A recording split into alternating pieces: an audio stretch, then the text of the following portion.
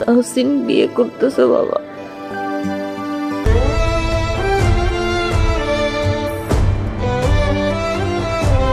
সৌন্দর্য কি শুধুই ফর্সা রঙে মাপা হয়?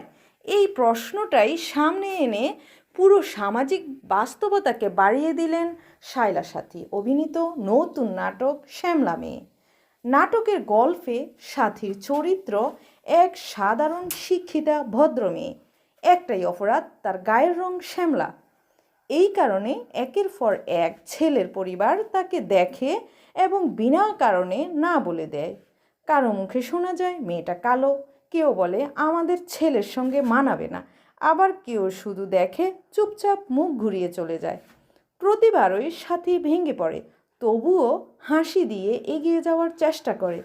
কিন্তু গল্পের মোড় ঘুরে যায় তখন, যখন একজন মানুষ সাথীর মাঝের সৌন্দর্যকে বুঝে, তার রঙে নয়, তার মনে, তার গুণে, তার মনুষ্যত্বে ফ্রেম খুঁজে পায়।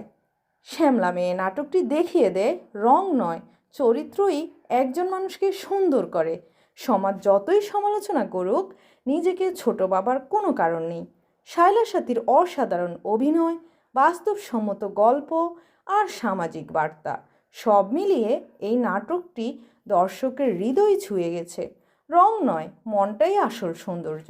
এই সত্যতা আরও একবার মনে করিয়ে দিয়েছে শ্যামলা মেয়ে।